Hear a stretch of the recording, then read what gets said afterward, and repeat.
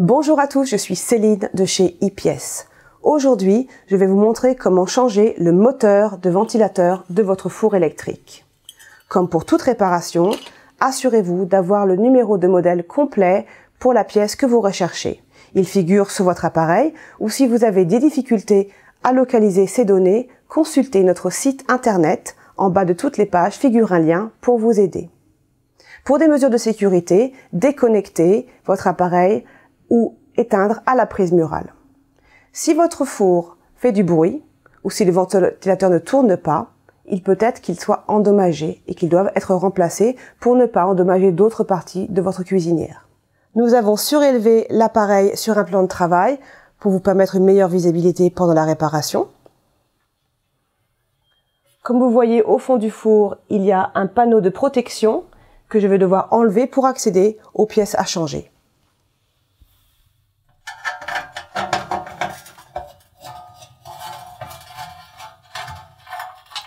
Voilà, j'ai retiré les 4 vis. Il me suffit maintenant de soulever la plaque et de l'enlever de la cavité du four. Donc nous pouvons voir le ventilateur dans la cavité du four. Il va me falloir l'enlever pour accéder au moteur à l'arrière de la machine. Contrairement à d'habitude, ce boulon se retire en tournant vers la droite et non vers la gauche.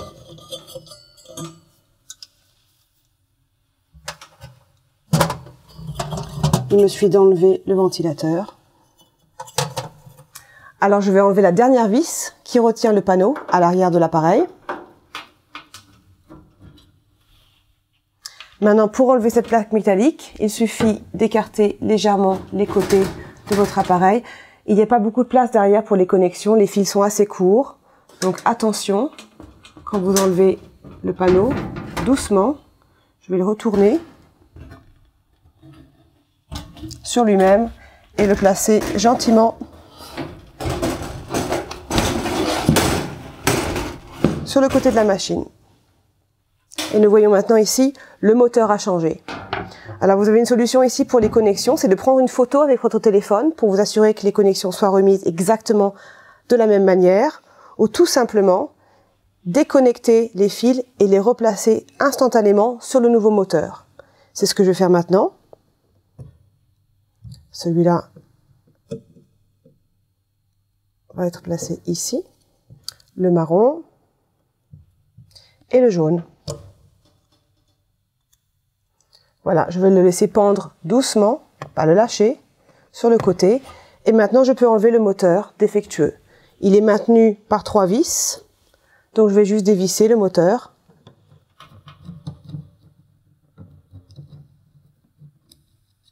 Voilà. Et le dernier, en maintenant le moteur avec la main pour qu'il ne tombe pas. Voici. Il me suffit tout simplement maintenant de mettre le nouveau moteur en place de la même manière. Voilà.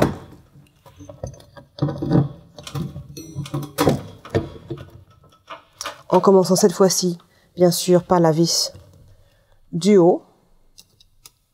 Donc je vais mettre en place le nouveau moteur en commençant par visser la vis supérieure pour maintenir le moteur en place. Voilà. Et procéder aux 2 autres vis.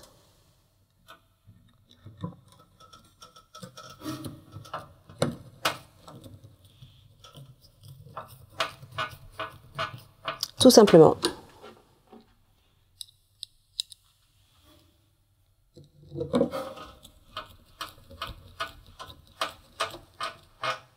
Et voilà.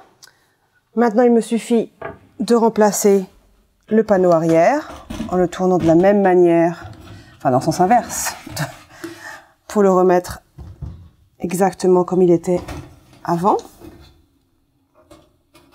L'insérer derrière le loquet en bas. Écarter un petit peu les côtés de votre appareil.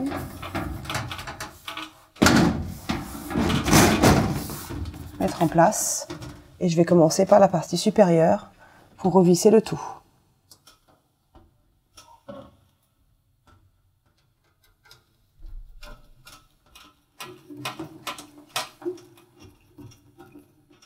Et voici pour la dernière.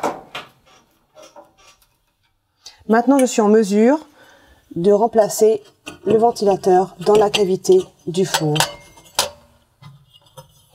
N'oubliez pas, pour resserrer, c'est vers la gauche. Quelques petits tours à la main. Et on termine, voilà, en bien serrant. Et maintenant, il suffit de replacer le panneau de protection qui protège le ventilateur.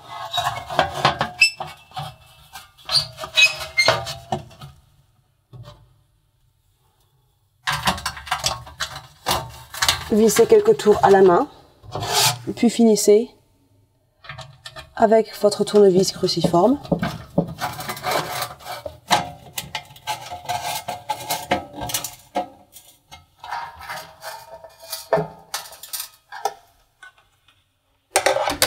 Merci d'avoir visionné cette vidéo. Rappelez-vous que moteur de ventilateur pour four électrique ainsi que toutes sortes de pièces pour d'autres types d'appareils électroménagers sont disponibles sur notre site internet ipies.fr. À très bientôt avec iPièces.